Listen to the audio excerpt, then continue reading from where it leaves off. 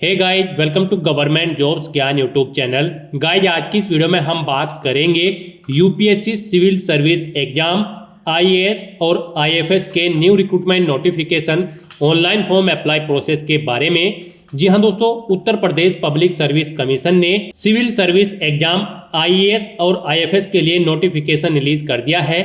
कैसे आप इस भर्ती एग्जाम में पार्टिसिपेट करने के लिए अपने फॉर्म अप्लाई कर सकते हो बिना कोई मिस्टेक किए हुए, इसकी पूरी जानकारी हम आपको स्टेप बाय स्टेप रजिस्ट्रेशन से लेकर प्रिंट तक इस वीडियो में देंगे। बस आपको इस वीडियो को स्किप किए बिना शुरू से लेकर एंड तक देखना है। उसके बाद वीडियो पसंद आए तो इसे लाइक और शेयर कर दें। चैनल पर नए हो तो इसे सब्सक्राइब कर लें। तो गाइज, बिना कोई वक्त गंवाए चलिए शुरू करते हैं। आपको इस वीडियो के डिस्क्रिप्शन बॉक्स में हमारी वेबसाइट IND-sarkari-naukri.in के इस पेज का लिंक मिल जाएगा। यहाँ पर आपको यूपीएससी, आईएएस और आईएफएस के रिक्रूटमेंट एग्जाम की पूरी डिटेल प्रोवाइड करा दी गई है। Union public service commission, UPSC Sangh Lok Seva Aayog ने Indian civil service IAS exam 2025 और Indian forest service exam IFS 2025 का नोटिफिकेशन रिलीज कर दिया है। आप 22 जनवरी 2025 से 11 फरवरी 2025 तक अपने फॉर्म अप्लाई कर सकते हो। बैचलर डिग्री धारक कैंडिडेट ऑल इंडिया से अप्लाई कर सकते हैं। आपको इस पेज को नीचे स्क्रॉल डाउन करना है। इंपोर्टेंट लिंक सेक्शन में आकर ऑफिशियल नोटिफिकेशन पीडीएफ लिंक पर क्लिक करके इस भर्ती के नोटिफिकेशन को ओपन कर लेना है और इसमें से आपको पूरी डिटेल रीड कर लेनी है। उसके बाद आपको अपना फॉर्म अप्लाई करना है। फॉर्म अप्लाई करने के लिए भी आपको अप्लाई ऑनलाइन का लिंक यहीं पर दिया गया है। जैसे ही आप इस लिंक पर क्लिक करेंगे तो आपके सामने यूपीएससी का ये ऑफिशियल पोर्टल ओपन हो जाएगा। यहाँ पर गाइज, अगर आपने पहले से अपना रजिस्ट्रेशन कर रखा है, वन टाइम रजिस्ट्रेशन, तो यहाँ पर आपको अपनी ईमेल आईडी, मोबाइल नंबर या फिर OTR आईडी के थ्रू लॉगिन करके अपना फॉर्म अप्लाई करना है। और अगर यहाँ पर आप यूपीएससी की किसी भी भर्ती के लिए या फिर एग्जाम के लिए फर्स्ट टाइम अप्लाई करने जा रहे हो तो सबसे पहले यहाँ पर आपको अपना रजिस्ट्रेशन करना होगा।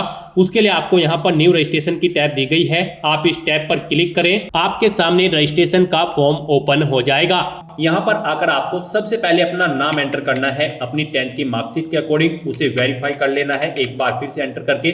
उसके बाद यहाँ पर आपसे पूछा गया है कि क्या आपने कभी अपना नाम चेंज किया है। अगर किया है तो यस करें और फिर अपना चेंज नेम यहाँ पर दें, और अगर नहीं किया है तो यहाँ पर आप नो ऑप्शन सेलेक्ट कर लें। उसके बाद आप यहाँ पर अपना जेंडर सेलेक्ट करें, उसे वेरीफाई करें। अपनी डेट ऑफ बर्थ यहाँ पर आप सिलेक्ट करें। उसके बाद वही डेट ऑफ बर्थ एक बार फिर से यहाँ पर सिलेक्ट करके उसे वेरीफाई कर लें। फिर यहाँ पर आप अपने फादर का नाम एंटर करें और उसके बाद यहाँ पर आपको अपने फादर का नाम भी वेरीफाई कर लेना है एक बार फिर से एंटर करके। उसके बाद यहाँ पर आपको अपनी मदर का नाम एंटर करना है, उसे भी वेरीफाई कर लेना है। फिर आपको यहाँ पर अपना माइनॉरिटी स्टेटस देना है। क्या आप माइनॉरिटी कम्युनिटी के अंतर्गत आते हैं? अगर आते हैं तो यस करें और फिर अपनी माइनॉरिटी ऑप्शन कैटेगरी सिलेक्ट करें। आप कौन सी कैटेगरी में आते हैं, और नहीं आते हैं तो यहाँ पर आपको नो ऑप्शन सिलेक्ट कर लेना है। उसके बाद यहाँ पर आपको अपना 10 डिजिट का मोबाइल नंबर एंटर करना है, अपनी ईमेल आईडी एंटर करनी है। कोई अल्टरनेट मोबाइल नंबर या ईमेल आईडी है तो उसे भी आप एंटर कर सकते हो, नहीं तो इन कॉलम्स को आप खाली छोड़ दें। उसके बाद यहाँ पर आपको अपनी 10वीं क्लास का रोल नंबर एंटर कर देना है। फिर आपसे यहाँ पर एक सिक्योरिटी क्वेश्चन आपको सिलेक्ट कर लेना है। अपनी चॉइस के अकॉर्डिंग कोई भी सिक्योरिटी क्वेश्चन सिलेक्ट करें, उसका आंसर दे। एक और क्वेश्चन आप सिलेक्ट करें यहाँ पर सिक्योरिटी क्वेश्चन 2 सेक्शन में, और उसका भी आंसर आप प्रोवाइड करा दें। उसके बाद यहाँ पर आप ये कैप्चा कोड एंटर करें और फिर सबमिट बटन पर क्लिक कर दें। नेक्स्ट आपको आपने पीछे रजिस्ट्रेशन में जो डिटेल्स प्रोवाइड कराई हैं उनका पूरा प्रीव्यू शो कर दिया गया है। आपको सभी डिटेल्स चेकआउट करनी है। कहीं पर कोई मिस्टेक है तो आप अपडेट/चेंज हियर ऑप्शन पर क्लिक करके चेंज कर ले, नहीं है तो आप आई एग्री इस बटन पर क्लिक कर दें। उसके बाद आपके सामने कुछ इस तरह से इंटरफेस ओपन होगा। यहाँ पर आपके रजिस्टर्ड मोबाइल नंबर और ईमेल आईडी पर OTP सबमिट किए गए हैं। वो OTP यहाँ पर आपको एंटर करने हैं और वेरीफाई OTP ऑप्शन पर क्लिक करके अपना मोबाइल नंबर और ईमेल आईडी को वेरीफाई कर लेना है। OTP वेरीफाई करने के बाद आपके रजिस्ट्रेशन का फर्स्ट स्टेप यहाँ पर कंप्लीट हो चुका है। आपको सभी डिटेल्स प्रोवाइड करा दी गई है। आपको इसका एक प्रिंट आउट ले लेना है फ्यूचर यूज के लिए, या फिर इसे नोट डाउन करके रख लेना है। साथ ही साथ आपको एक OTR आईडी प्रोवाइड कराई गई है। ये OTR आईडी और एक पासवर्ड आपको आपकी रजिस्टर्ड मेल आईडी पर भी सबमिट किए गए हैं, और ये OTR आईडी आपके रजिस्टर्ड मोबाइल नंबर पर भी सबमिट की गई है। आपको इन्हें केयरफुली नोट डाउन करके रख लेना है फ्यूचर यूज के लिए। इस स्टेप को कंप्लीट करने के बाद आपको दोबारा से यहाँ पर लॉगिन की स्टेप पर क्लिक करना है। उसके बाद आपके सामने यहाँ पर लॉगिन का इंटरफेस ओपन होगा। गाइस, यहाँ पर आप OTR आईडी के थ्रू लॉगिन कर सकते हैं, या फिर मोबाइल नंबर के थ्रू या फिर ईमेल आईडी के थ्रू।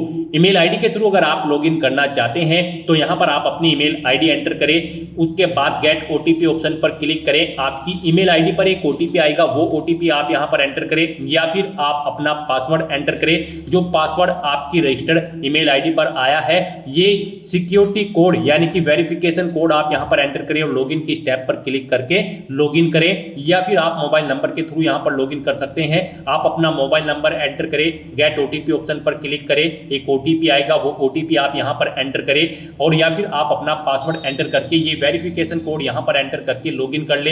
या फिर अगर आप OTR आईडी के थ्रू लॉगिन करना चाहते हैं तो आपके मोबाइल नंबर या फिर ईमेल आईडी पर जो OTR आईडी आई है वो आईडी यहाँ पर आप एंटर करें, और फिर आप अपना पासवर्ड यहाँ पर एंटर करें जो आपकी मेल आईडी पर आपका पासवर्ड आया है, और उसके बाद ये वेरिफिकेशन कोड यहाँ पर एंटर करें और लॉगिन की स्टेप पर क्लिक करके लॉगिन कर लें।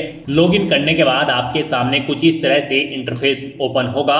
यहाँ पर अगर आप कुछ चेंज करना चाहते हैं अपने रजिस्ट्रेशन में, जैसे कि अपने जेंडर में, तो क्लिक टू चेंज जेंडर इस ऑप्शन पर क्लिक करें और अपना जेंडर चेंज कर ले। और अगर आप अपने माइनॉरिटी स्टेटस में चेंज आउट करना चाहते हैं तो क्लिक टू चेंज ऑप्शन पर क्लिक करके इसमें भी आप चेंज कर सकते हैं। नहीं तो यहाँ पर अब आपको अपना नया पासवर्ड क्रिएट करना है।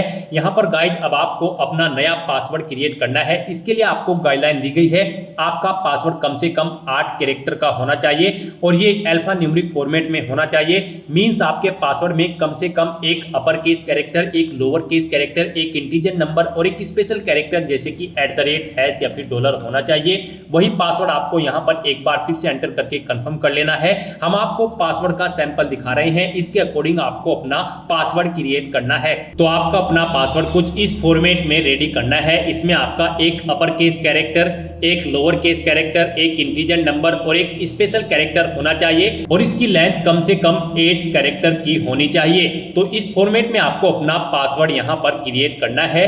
उसके बाद आपको सबमिट बटन पर क्लिक कर देना है। सबमिट बटन पर क्लिक करने के बाद आप अपने डैशबोर्ड से लॉग आउट करें, और फिर अब यहाँ पर आप इनमें से ईमेल आईडी, मोबाइल नंबर या फिर OTR आईडी के थ्रू अपने डैशबोर्ड में दोबारा से लॉगिन करें। अपने नए पासवर्ड को एंटर करने के बाद यहाँ पर आप अपनी OTR आईडी एंटर करें, अपना नया पासवर्ड एंटर करें जो आपने चेंज किया है, ये वेरिफिकेशन कोड यहाँ पर एंटर करें और लॉगिन बटन पर क्लिक करके लॉगिन कर लें। नेक्स्ट आपके सामने कुछ इस तरह से इंटरफेस ओपन होगा। गाइस यहाँ पर हम आपको UPSC का OTR 1 टाइम रजिस्ट्रेशन करके दिखा रहे हैं। इसे कंप्लीट करने के बाद आप UPSC में निकलने वाली सभी भर्तियों पर अप्लाई करने के लिए एलिजिबल हो जाएंगे। सभी भर्तियों पर अप्लाई करने से पहले आपको ऐसे ही OTR करना पड़ता है, बिना इसके आप UPSC की किसी भी भर्ती के लिए अप्लाई नहीं कर पाओगे।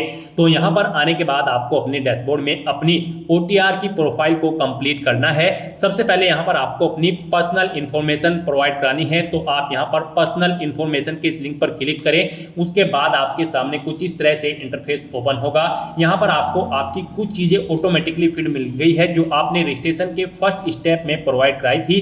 आपको इस पेज को नीचे स्क्रॉल डाउन करना है और यहाँ पर सबसे पहले अब आपको अपनी सिटीजनशिप सेलेक्ट कर लेनी है, फिर आपको अपनी मातृभाषा यहाँ पर सिलेक्ट कर लेनी है। उसके बाद यहाँ पर आपको अपना मैरिटल स्टेटस सिलेक्ट कर लेना है, आप मैरिड हो या फिर अनमैरिड। प्लेस ऑफ बर्थ आप यहाँ पर एंटर सेलेक्ट करें, आप इंडिया से है या फिर आउटसाइड ऑफ इंडिया से। उसके बाद यहाँ पर आप अपना पोस्ट ऑफिस का नाम एंटर करें, सिटी या टाउन या फिर विलेज का नाम एंटर करें, अपना स्टेट यहाँ पर आप सिलेक्ट करें। उसके बाद आप अपना डिस्ट्रिक्ट यहाँ पर सिलेक्ट करें, फिर आप अपना पिन कोड यहाँ पर एंटर कर दें। उसके बाद यहाँ पर आपको अपनी कम्युनिटी सिलेक्ट कर लेनी है, आप जिस भी कम्युनिटी से बिलोंग करते हैं।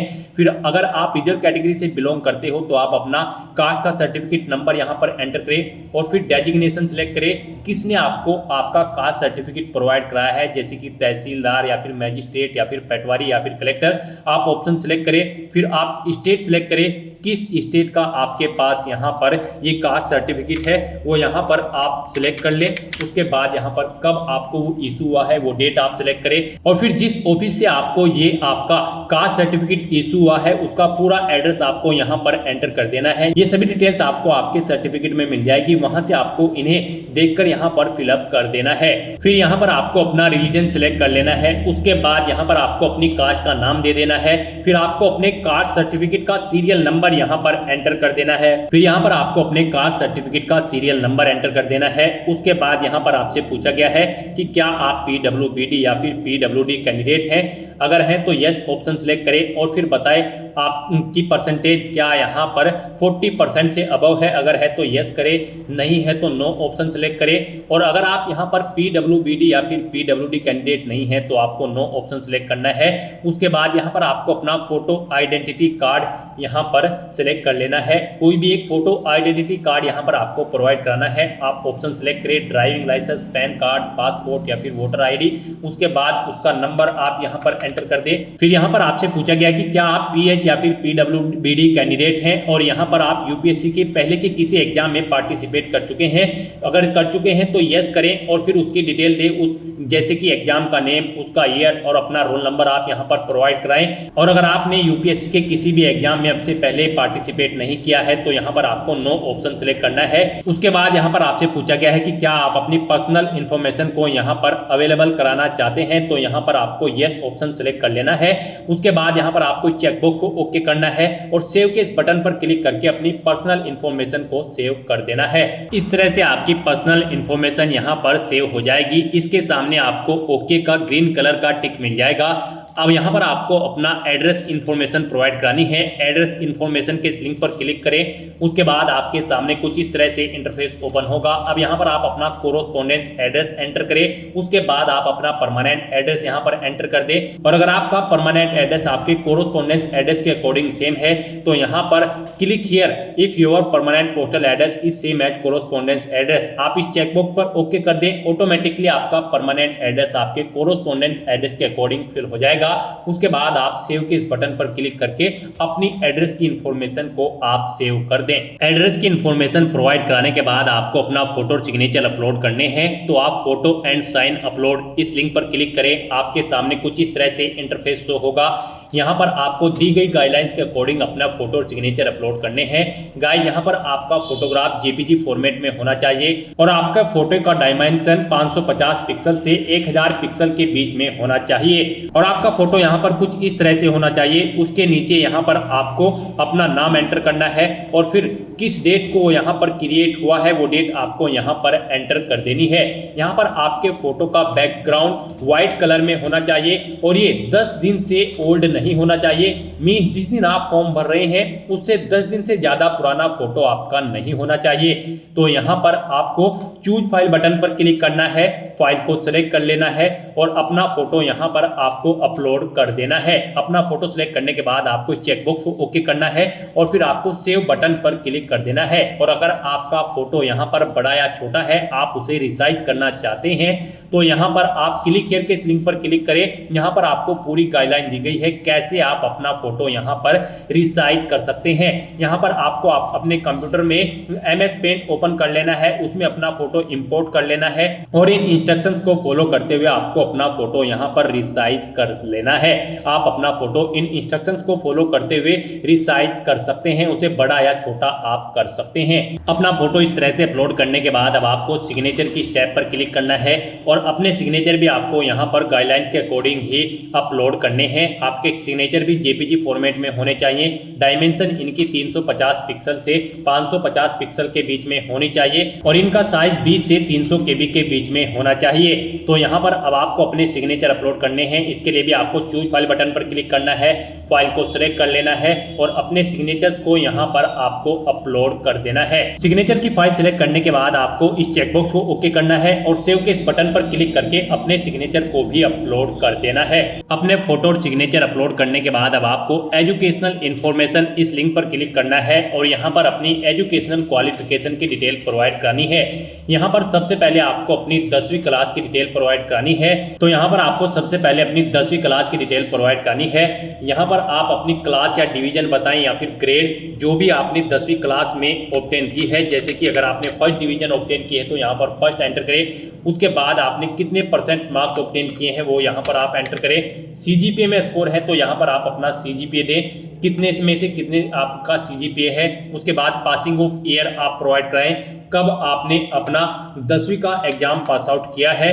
कौन कौन से सब्जेक्ट है यहाँ पर आप एंटर करें। यहाँ पर आपको अपने सभी सब्जेक्ट के नाम एंटर कर देने हैं बिना कोई स्पेशल कैरेक्टर यूज किए हुए, जैसे कि कोमा वगैरह आपको यहाँ पर नहीं लगाना है। और अपने सभी सब्जेक्ट्स का नाम यहाँ पर आपको स्पेस देकर एंटर कर देना है। उसके बाद यहाँ पर आपको स्कूल का नाम देना है जिससे आपने अपनी 10वीं क्लास पास आउट की है।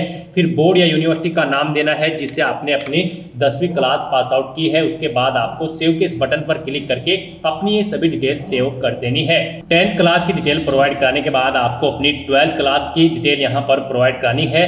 तो यहाँ पर आप अपनी 12th आपने अगर कंप्लीट कर ली है तो कंप्लीटेड ऑप्शन सेलेक्ट करें और फिर उसकी डिटेल दें। और अगर आप यहाँ पर अपीयर्ड है तो यहाँ पर आप अपीयरिंग ऑप्शन सेलेक्ट करें। उसके बाद यहाँ पर कोई डिटेल आपको प्रोवाइड नहीं करानी है। तो यहाँ पर अगर आप अपनी 12th कंप्लीट कर चुके हैं तो आपको कंप्लीटेड ऑप्शन सेलेक्ट करना है और अपनी 12th की डिटेल को यहाँ पर प्रोवाइड कराना है। यहाँ पर भी आपको सबसे पहले क्लास या डिवीजन बतानी है जो आपने 12th क्लास में ऑब्टेन की है, कितने परसेंट मार्क्स आपने ऑब्टेन किए हैं वो भी आपको एंटर करना है। सीजीपीए में अगर स्कोर है तो कितने में से कितने सीजीपीए आपने ऑब्टेन किया है वो यहाँ पर आप एंटर कर दे। ईयर ऑफ पासिंग यहाँ पर आप देख कब आपने पास आउट की है अपनी 12वीं क्लास। फिर यहाँ पर आपको अपने सब्जेक्ट के नेम एंटर करने हैं बिना कोई स्पेशल कैरेक्टर यूज किए हुए, यानी कि कोमा वगैरह आपको यहाँ पर नहीं यूज करना है। बस आपको अपने सभी सब्जेक्ट के नाम यहाँ पर एंटर कर देने हैं। उसके बाद यहाँ पर आपको अपने स्कूल या कॉलेज का नाम देना है जिससे आपने अपनी 12वीं क्लास पास आउट की है। बोर्ड का नाम देना है जिससे आपने अपनी 12वीं क्लास पास आउट की है और सेव के इस बटन पर क्लिक करके आपको अपनी डिटेल सेव कर देनी है। अपनी 12th क्लास की डिटेल सेव करने के बाद अगर आपने ग्रेजुएशन या फिर पोस्ट ग्रेजुएशन कर रखी है तो आप उसकी डिटेल भी प्रोवाइड करा सकते हैं। यहाँ पर ये यूपीएससी का OTR है, वन टाइम रजिस्ट्रेशन। तो यहाँ पर आपकी जितनी भी मैक्सिमम क्वालिफिकेशन है वो यहाँ पर आप एंटर कर दें, क्योंकि इस भर्ती के बाद आगे भी अगर यूपीएससी की कोई भर्ती निकलती है और उसमें कोई और क्वालिफिकेशन रिक्वायर्ड है तो फिर आपको उसकी जरूरत नहीं पड़ेगी एंटर करने की। तो यहाँ पर आपकी जो भी मैक्सिमम क्वालिफिकेशन है आप उसकी डिटेल प्रोवाइड कराएं, क्योंकि यहाँ पर OTR आपका एक बार होता है यूपीएससी का। तो आपको यहाँ पर अपनी सभी क्वालिफिकेशन की डिटेल प्रोवाइड करा देनी है। जैसे कि अगर आपने ग्रेजुएशन कंप्लीट कर ली है तो आप कंप्लीटेड ऑप्शन सेलेक्ट करें, या फिर अपीयर्ड हो तो अपीयर ऑप्शन सेलेक्ट करें। अगर आपने यहाँ पर अपनी ग्रेजुएशन कंप्लीट कर ली है तो उसकी डिटेल भी आपको सेम ऐसे ही प्रोवाइड करानी है। यहाँ पर आपको सबसे पहले बताना है आपने अपनी ग्रेजुएशन किस फील्ड में की है, यानी कि स्ट्रीम में की है, मेडिकल, इंजीनियरिंग या फिर साइंस में। आप ऑप्शन सेलेक्ट करें। अपनी ग्रेजुएशन की स्ट्रीम सेलेक्ट करने के बाद यहाँ पर आपको अपनी डिग्री सेलेक्ट करनी है, आपने किस में अपनी डिग्री यहाँ पर कंप्लीट की है। उसके बाद यहाँ पर आपको अपनी डिग्री की डिवीजन बतानी है या फिर क्लास बतानी है। आपने फर्स्ट क्लास में ऑब्टेन की है या फिर सेकंड में या फिर थर्ड में, कितने परसेंट मार्क्स आपने ऑब्टेन किए हैं वो एंटर करें। सीजीपीए में अगर स्कोर है तो वो आप एंटर कर दे। कब आपने पास आउट की है वो यहाँ पर आप एंटर करें। फिर सब्जेक्ट कौन कौन से थे वो यहाँ पर आप एंटर कर दे बिना कोई स्पेशल कैरेक्टर यूज किए हुए। उसके बाद यहाँ पर आपसे पूछा गया है आपके स्कूल का नाम, किससे आपने अपनी डिग्री कंप्लीट की है। फिर बोर्ड या यूनिवर्सिटी का नाम यहाँ पर आप सेलेक्ट करें। उसके बाद यहाँ पर आपको अपने ग्रेजुएशन सर्टिफिकेट का नंबर एंटर कर देना है। उसके बाद कब आपको वो इशू हुआ है आपका सर्टिफिकेट, वो डेट आपको सिलेक्ट कर लेनी है। आपको डेजिग्नेशन बतानी है इशूइंग अथॉरिटी की जिसने आपको ये सर्टिफिकेट इशू किया है। उसके बाद आपको फुल एड्रेस यहाँ पर उस अथॉरिटी का एंटर कर देना है। फिर यहाँ पर आपको पूछा गया है कि क्या आपने बेसिक एजुकेशनल क्वालिफिकेशन या फिर हायर क्वालिफिकेशन ऑब्टेन की है फॉरेन इंस्टीट्यूट से। अगर की है तो यस करें और फिर उसकी डिटेल दे, नहीं की है तो आप नो ऑप्शन सेलेक्ट कर लें। उसके बाद यहाँ पर आपको सेव के इस बटन पर क्लिक करके अपनी डिटेल्स को सेव कर देना है। इस तरह से अपनी ग्रेजुएशन की डिटेल सेव करने के बाद अगर आपने पोस्ट ग्रेजुएशन कर रखी है तो आप पोस्ट ग्रेजुएशन की टैब पर क्लिक करें और सेम ऐसे ही अपनी पोस्ट ग्रेजुएशन की डिटेल प्रोवाइड करा दें। तो यहाँ पर आपने जो भी मैक्सिमम क्वालिफिकेशन कर रखी है तो उसकी डिटेल आप प्रोवाइड करा दें और उन्हें सेव करने के बाद आपको फिर डॉक्यूमेंट्स अपलोड इस लिंक पर क्लिक करना है। नेक्स्ट यहाँ पर आपको अपने कुछ डॉक्यूमेंट्स अपलोड करने हैं। यहाँ पर आपको अपनी 10वीं की मार्कशीट और यहाँ पर 12वीं की मार्कशीट और फोटो ID प्रूफ आपको अपलोड करना है। और अगर आप यहाँ पर SC ST OBC कैंडिडेट हैं तो यहाँ पर आपको अपना कास्ट सर्टिफिकेट भी अपलोड करना है। फिर यहाँ पर अगर आप एज में रिलेक्शन चाहते हैं तो अपने एज रिलेक्शन का क्लेम सर्टिफिकेट अपलोड कर दें। हिल एरिया से अगर आप बिलोंग करते हो तो हिलिंग सर्टिफिकेट आपको अपलोड करना होगा। अगर आप अरुणाचल प्रदेश, मणिपुर, मेघालय, मिजोरम या फिर नागालैंड या फिर सिक्किम से हैं। और अगर आपने पोस्ट ग्रेजुएशन से ऊपर भी यहाँ पर कोई हायर क्वालिफिकेशन कर रखी है तो उसके डॉक्यूमेंट सर्टिफिकेट आपको अपलोड करने हैं। अचीवमेंट अगर आपके पास है किसी फील्ड में या फिर अवार्ड अवार्ड आपने जीता है तो उसके डॉक्यूमेंट भी आप अपलोड कर सकते हैं। यहाँ पर जिनके ऊपर रेड कलर का स्टार बना हुआ है वो डॉक्यूमेंट आपको यहाँ पर जरूर अपलोड करने हैं। आपका डॉक्यूमेंट्स यहाँ पर PDF फॉर्मेट में होने चाहिए और उनका मैक्सिमम साइज 1 MB रखा गया है। आपको चूज फाइल बटन पर क्लिक करना है, फाइल को सिलेक्ट कर लेना है और 1 बाय 1 करके अपने इन सभी डॉक्यूमेंट्स को आपको अपलोड कर देना है।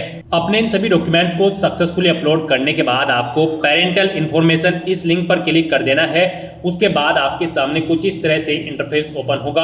अब यहाँ पर आपको अपने गार्जियंस, अपने फादर और मदर की इंफॉर्मेशन प्रोवाइड करनी है। सबसे पहले आपको अपनी फादर की इंफॉर्मेशन प्रोवाइड करानी है। उनकी नेशनलिटी आप सिलेक्ट करें, फिर उनका प्रोफेशन आप यहाँ पर सिलेक्ट कर लें। उसके बाद यहाँ पर आपको उनका एड्रेस एंटर करना है। आप उनका एड्रेस एंटर कर दें या फिर अगर उनका एड्रेस आपके एड्रेस के अकॉर्डिंग सेम है तो यहाँ पर आप कोरोस्पोंडेंस एड्रेस या फिर परमानेंट एड्रेस आपके जिस भी एड्रेस से सेम है यहाँ पर आप उस लिंक पर क्लिक कर दें। ऑटोमेटिकली उनका एड्रेस भी आपके एड्रेस के अकॉर्डिंग फिल हो जाएगा। और अगर आपके फादर यहाँ पर सर्विस में हैं या फिर रिटायर्ड हो चुके हैं तो उनकी पोस्ट का नाम यहाँ पर आपको एंटर करना है। उनकी एनुअल इनकम यहाँ पर आपको एंटर करनी है। फिर यहाँ पर वो कौन से स्टेट से बिलोंग करते हैं वो स्टेट आपको सेलेक्ट कर लेना है, डिस्ट्रिक्ट सेलेक्ट कर लेना है उनका। और इस तरह से अपनी डिटेल्स फिल करने के बाद आपको सेव बटन पर क्लिक करके अपने फादर की डिटेल को सेव कर देना है। और उसके बाद आपको मदर इन्फॉर्मेशन इस टैब पर क्लिक करके अपनी मदर की इन्फॉर्मेशन भी सेम ऐसे ही यहाँ पर आपको प्रोवाइड करानी है। मदर की इन्फॉर्मेशन में भी आपको सबसे पहले अपनी मदर की नेशनलिटी सेलेक्ट कर लेनी है, उनका प्रोफेशन आपको सेलेक्ट कर लेना है और उनका एड्रेस भी आप यहाँ पर एंटर कर सकते हो। नहीं तो यहाँ पर आप कोरोस्पोंडेंस या फिर परमानेंट एड्रेस या फिर फादर एड्रेस ऑप्शन सेलेक्ट करके इन्हीं का एड्रेस यहाँ पर फिल हो जाएगा जिस भी लिंक पर आप क्लिक करेंगे।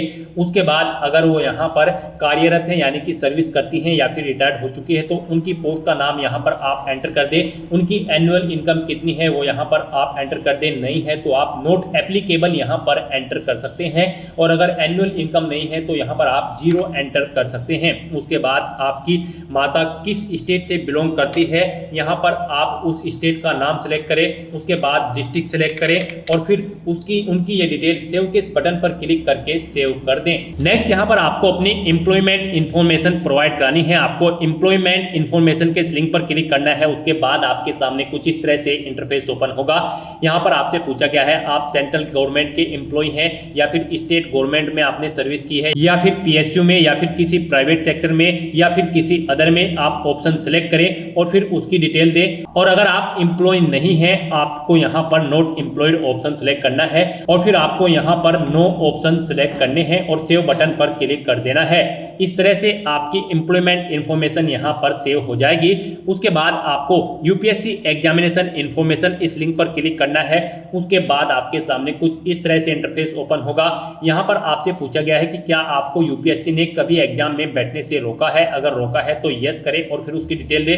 नहीं रोका है तो यहाँ पर आप नो ऑप्शन सेलेक्ट कर ले। फिर आपसे पूछा गया है कि क्या आप UPSC के प्रीवियस ईयर के एग्जामिनेशन में भी पार्टिसिपेट किए हैं। अगर किए हैं तो यस करें और फिर उसकी डिटेल दे। नहीं किए हैं तो आप नो ऑप्शन सेलेक्ट कर लें। और फिर आपसे पूछा गया है कि लास्ट के कुछ ईयर में आपने सिविल सर्विस एग्जामिनेशन में पार्टिसिपेट किया है और आपको सर्विस या फिर पोस्ट ऑफर्ड हुई है। अगर हुई है तो यस करें और उसकी डिटेल दे। नहीं हुई है तो आपको नो ऑप्शन सेलेक्ट कर लेना है। इस तरह से अपनी डिटेल्स फिल करने के बाद अब आपको सेव के इस बटन पर क्लिक करना है, अपनी इस डिटेल को सेव कर देना है और फिर आपको achievement, prizes, medals and other इस लिंक पर क्लिक कर देना है और यहाँ पर अपनी अचीवमेंट्स की डिटेल आपको प्रोवाइड करानी है। यहाँ पर अगर आपने यूनिवर्सिटी या फिर स्टेट या फिर नेशनल लेवल पर किसी गेम में पार्टिसिपेट किया है और आपको कोई प्राइज या फिर मेडल या फिर स्कॉलरशिप मिली है तो यहाँ पर आप उसकी डिटेल दे सकते हैं।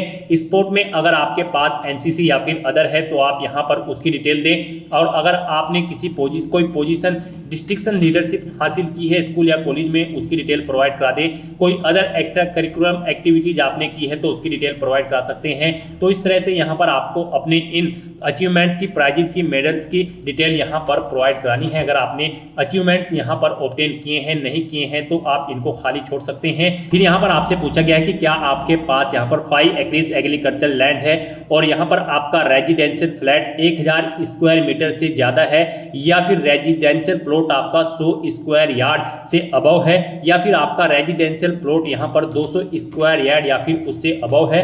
अगर इनमें से कोई भी ऑप्शन है तो आप येस ऑप्शन सेलेक्ट करें, नहीं तो नो ऑप्शन सेलेक्ट करें। फिर यहाँ पर आपको अपनी लैंग्वेजेस की डिटेल प्रोवाइड करानी है, कौन कौन सी लैंग्वेज आप जानते हैं, जैसे कि हिंदी, और उसे आप रीड राइट स्पीक और जो भी जानते हैं यहाँ पर आप ऑप्शन सेलेक्ट करें। और फिर एग्जामिनेशन आपने कौन सा पास आउट किया है वो एग्जामिनेशन आप यहाँ पर एंटर कर दें। इस तरह से यहाँ पर आपको अपनी लैंग्वेज की डिटेल प्रोवाइड करानी है। अगर आप एक से ज़्यादा लैंग्वेज जानते हैं तो यहाँ पर ऐड के इस बटन पर क्लिक करें, फिर यहाँ पर आप अपनी दूसरी लैंग्वेज सेलेक्ट करें और उसकी डिटेल दें। इस तरह से अपनी लैंग्वेजेस की डिटेल आपको यहाँ पर प्रोवाइड करानी है और फिर आपको सेव के इस बटन पर क्लिक करके अपनी ये डिटेल सेव कर देनी है। इस तरह से आपके वन टाइम रजिस्ट्रेशन की प्रोफाइल आपकी कंप्लीट हो जाएगी। यहाँ पर इन सभी ऑप्शन के सामने आपको ग्रीन कलर का ओके का टिक मिल जाएगा।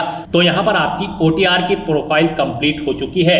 गाइस यहाँ पर OTR कंप्लीट करने के बाद आपको यूपीएससी की भर्तियों के लिए अप्लाई करना है। उसके लिए आपको लेटेस्ट नोटिफिकेशन की स्टेप पर क्लिक करना है। फिर यहाँ पर यूपीएससी की जितनी भी भर्तियां करंट में चल रही होगी उन सभी की लिस्ट आपको मिल जाएगी। यहाँ पर आकर आपको civil service pre exam IAS IFS के लिए अलग से सेक्शन मिल जाएगा। यहाँ पर आपको click here for part 1 link पर क्लिक कर देना है। उसके बाद आपके सामने ये इंस्ट्रक्शंस ओपन होंगे, आपको इन्हें केयरफुली रीड करना है, पेज को नीचे स्क्रॉल डाउन करना है और फिर यहाँ पर आपको यस हाँ इस ऑप्शन पर क्लिक कर देना है। उसके बाद आपको ओके करना है। नेक्स्ट यहाँ पर आपकी सभी डिटेल्स आपके OTR वन टाइम रजिस्ट्रेशन पे आपने जो डिटेल्स प्रोवाइड कराई थी उनसे पिकअप कर ली गई है। अब यहाँ पर आपको I hereby declare that all the details given above are true, इस चेकबॉक्स को ओके करना है और फिर आपको आई एग्री इस ऑप्शन पर क्लिक कर देना है। इस तरह से यहाँ पर आप पार्ट 1 के लिए सक्सेसफुली अप्लाई कर चुके हो। अब आपको पार्ट 2 के लिए अप्लाई करना है। अब यहाँ पर आप क्लिक हियर फॉर पार्ट 2 इस लिंक पर क्लिक कर दें। उसके बाद आपके सामने कुछ इस तरह से इंटरफेस ओपन होगा। आपको पेज को नीचे स्क्रॉल डाउन करना है। यहाँ पर भी आपकी मोस्टली सभी डिटेल्स आपके OTR वन टाइम रजिस्ट्रेशन से पिक कर ली गई है। बस यहाँ पर अब आपको अपनी एजुकेशनल क्वालिफिकेशन सेलेक्ट करनी है। यहाँ पर गाइज हम आपको बता दें UPSC IAS civil service exam के लिए आपके पास ग्रेजुएट डिग्री होनी जरूरी है किसी भी डिसिप्लिन के अंतर्गत किसी वेल रिकॉग्नाइज्ड यूनिवर्सिटी से। और IFS सिविल सर्विस एग्जाम की पोस्ट पर अप्लाई करने के लिए आपके पास ग्रेजुएट डिग्री होनी जरूरी है, लेकिन उसमें आपके पास एक सब्जेक्ट यहाँ पर होना जरूरी है, जैसे कि animal husbandry and veterinary science या फिर बोटनी या फिर केमिस्ट्री या फिर जियोलॉजी या फिर मैथमेटिक्स या फिर फिजिक्स या फिर स्टैटिस्टिक्स एंड जियोलॉजी या फिर बैचलर डिग्री आपके पास होनी जरूरी है एग्रीकल्चर में या फिर फॉरेस्ट्री में या फिर इंजीनियरिंग में किसी वेल रिकॉग्नाइज्ड यूनिवर्सिटी से। आपको अपने अकॉर्डिंग अपनी डिग्री सिलेक्ट कर लेनी है। उसके बाद यहाँ पर आपको अपना फोन नंबर एंटर कर देना है। ये ऑप्शनल है, अगर आप करना चाहते हैं तो कर दें, नहीं तो आप इस कॉलम को खाली छोड़ दें। और उसके बाद आपको यहाँ पर कंटिन्यू / आगे बढ़ें इस ऑप्शन पर क्लिक कर देना है। नेक्स्ट आपके सामने कुछ इस तरह से इंटरफेस ओपन होगा। अब यहाँ पर आपको अपनी कोर्सेज की प्रेफरेंस देनी है। उसके बाद यहाँ पर आपको कंटिन्यू / आगे बढ़ें इस ऑप्शन पर क्लिक कर देना है। नेक्स्ट आपको आपके एप्लीकेशन फॉर्म का पूरा प्रीव्यू शो कर दिया जाएगा। आपको सभी डिटेल्स केयरफुली चेकआउट करनी है। कहीं पर कोई मिस्टेक है तो आप अपडेट / सुधार इस ऑप्शन पर क्लिक करके उसे अपडेट कर ले, नहीं तो यहाँ पर अब आपको ये कैप्चा कोड एंटर करना है और फिर आपको आई एग्री मैं सहमत हूँ इस ऑप्शन पर क्लिक कर देना है। इस तरह से यहाँ पर आपका पार्ट 2 का फॉर्म भी सक्सेसफुली फिल हो चुका है। अब यहाँ पर आपको अपने फॉर्म की एक स्लिप प्रिंट कर लेनी है। प्रिंट स्लिप ऑप्शन पर क्लिक करने के बाद ये प्रिंट स्लिप आपकी रजिस्टर्ड ईमेल आईडी पर भी सबमिट कर दी गई है, वहां से भी आप इसे गेट कर सकते हो। तो यहाँ पर अब आपको लेटेस्ट नोटिफिकेशन की स्टेप पर क्लिक करना है। उसके बाद यहाँ पर आपको CDS के इसी सेक्शन में आना है और यहाँ पर अब आपको centre selection and agreeing to declaration इस लिंक पर क्लिक करना है और अपने सेंटर्स का आपको सिलेक्शन कर लेना है। यहाँ पर आपको अपना परीक्षा केंद्र एग्जामिनेशन सेंटर सेलेक्ट करना है जहां पर आप एग्जाम में पार्टिसिपेट करना चाहते हो। उसके बाद आपको डिक्लेरेशन घोषणा पत्र को रीड करना है और फिर आपको I have read the declaration and agree इस ऑप्शन पर क्लिक कर देना है। उसके बाद यहाँ पर आपके सामने कुछ इस तरह से इंटरफेस ओपन होगा। यहाँ पर आपका एप्लीकेशन फॉर्म सक्सेसफुली फिल हो चुका है, उसके सभी स्टेप्स कंप्लीट हो चुके हैं। उसकी एक एक्नॉलेजमेंट स्लिप आपकी रजिस्टर्ड ईमेल आईडी पर भी सबमिट कर दी गई है, वहां से आप उसे गेट कर सकते हो। तो यहाँ पर अब आपको फॉर एप्लीकेशन स्टेटस एप्लीकेशन का स्टेटस चेकआउट करने के लिए इस लिंक पर क्लिक करना होगा। उसके बाद आपके सामने कुछ इस तरह से इंटरफेस ओपन होगा। अब यहाँ पर आप चेकआउट कर सकते हो सभी स्टेटस। यहाँ पर पार्ट 1 का स्टेटस, पार्ट सेकंड का स्टेटस और पार्ट थर्ड का स्टेटस कंप्लीट हो चुका है। एप्लीकेशन स्टेटस भी आप चेकआउट कर सकते हो, आपका एप्लीकेशन का स्टेटस भी यहाँ पर कंप्लीट हो चुका है, यानी कि आप कंप्लीट रूप से अप्लाई कर चुके हो।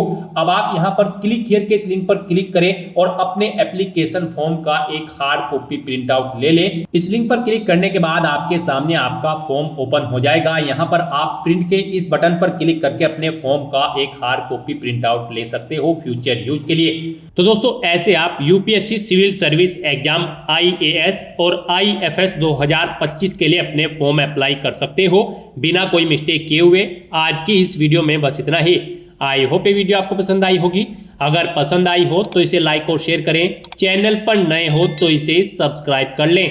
Thanks for watching.